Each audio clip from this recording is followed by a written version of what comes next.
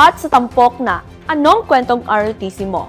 Tunghayan ang tagumpay ng bunga ng disiplina, determinasyon at serbisyo. Tampok ngayon ang isang Army Reservist, isang cum laude, at dating ROTC Corps Commander mula sa Wesleyan University, Philippines. Isang patunay na ang kabataan kapag hinubog ng ROTC ay nagiging haligi ng bayan. Narito ang kanyang inspiradong kwento.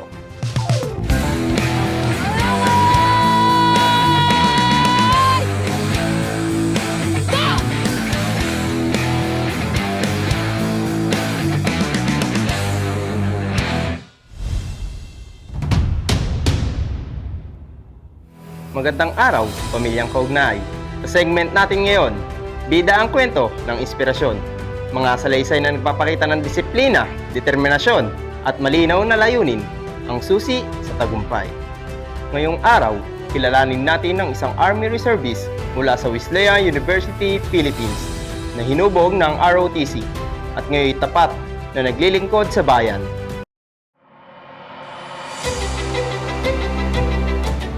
I'm Private First Class Maria Celine Grace S. Ison, Reserve Philippine Army from Wesleyan University Philippines ROTC Unit. At ito ang anong kwentong ROTC ko.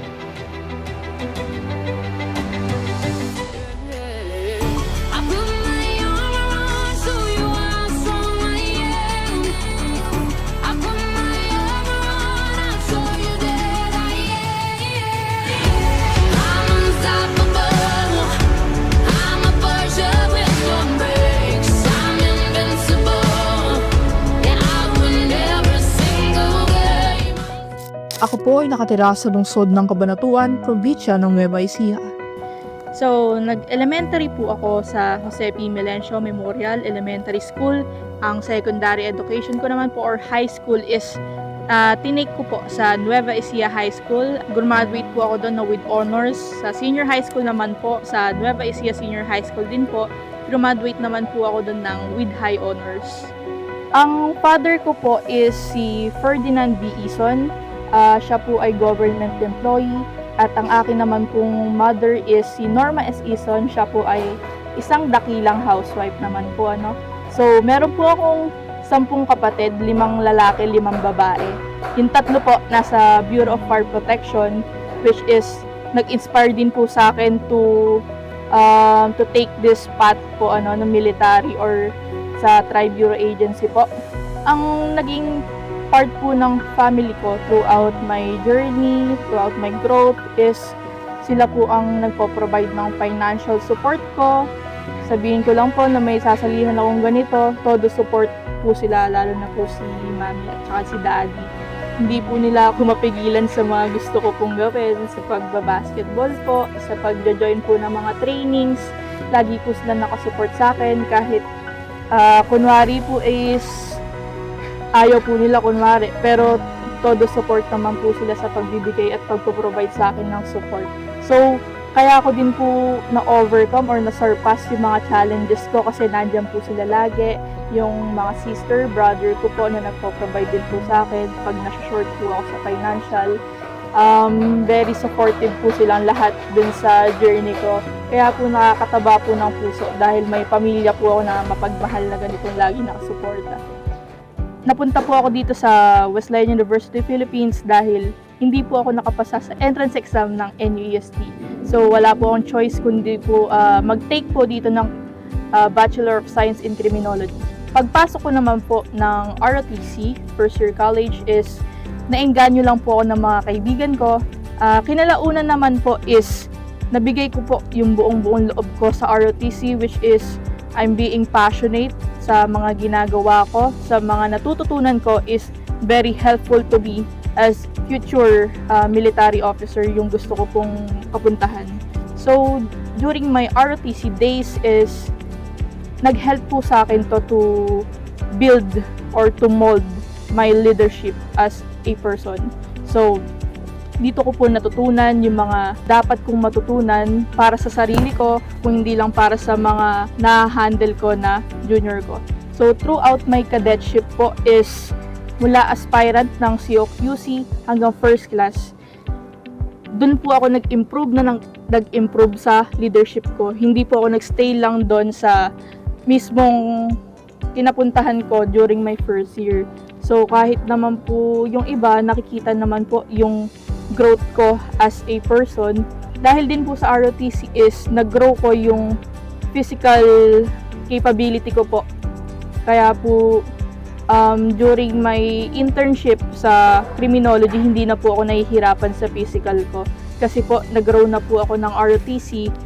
Kaya kung hindi po ako nag-ROTC, hindi ko po alam kung anong mangyayari sa akin buong college life ko.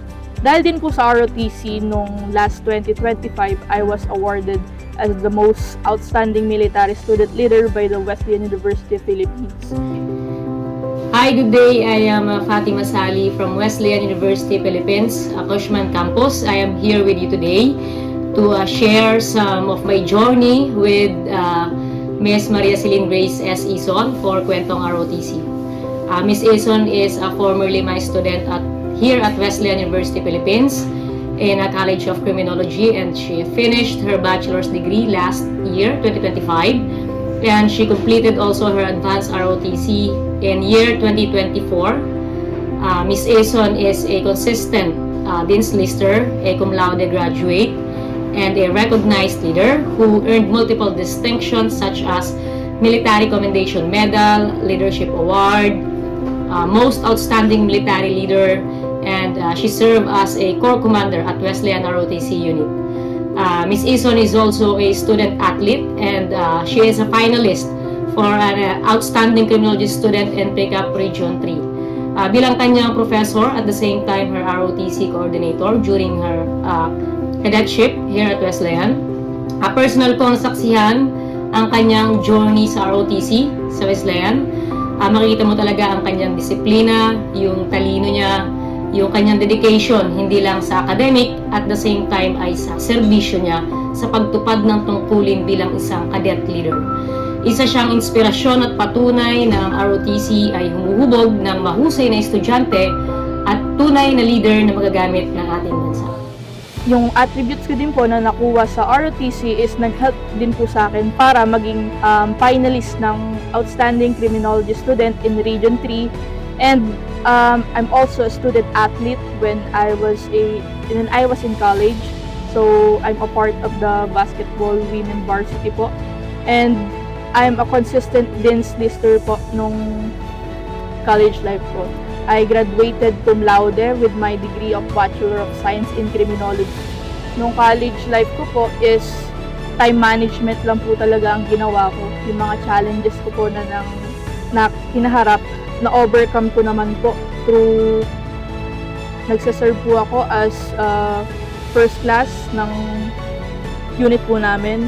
Also, nag-training din po ako ng basketball, pero hindi ko po pinapabayaan yung academics ko.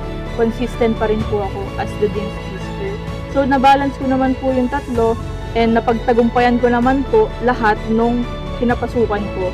So, during po ng advanced ROTC graduate ko naman po, I was awarded Military Commendation Medal for my exemplary leadership po throughout the cadets po.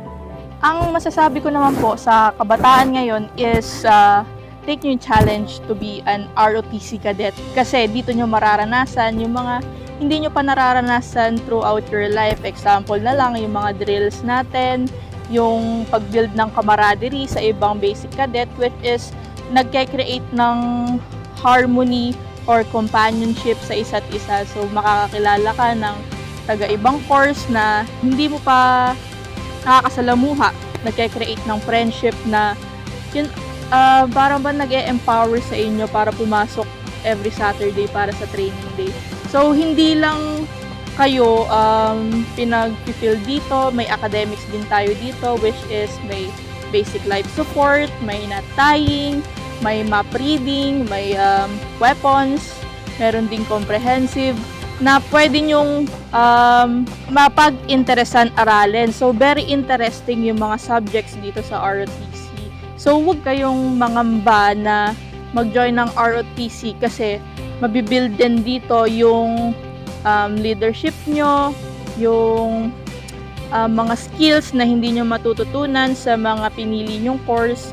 So, So, very once in a lifetime talaga pag-join ng ROTC.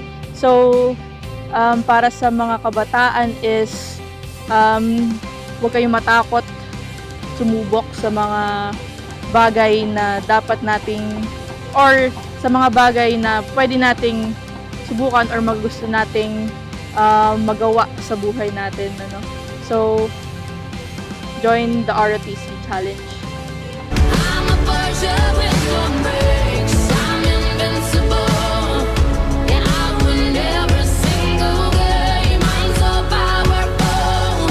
I don't need batteries to play. I'm so confident. Yeah, I'm unstoppable today.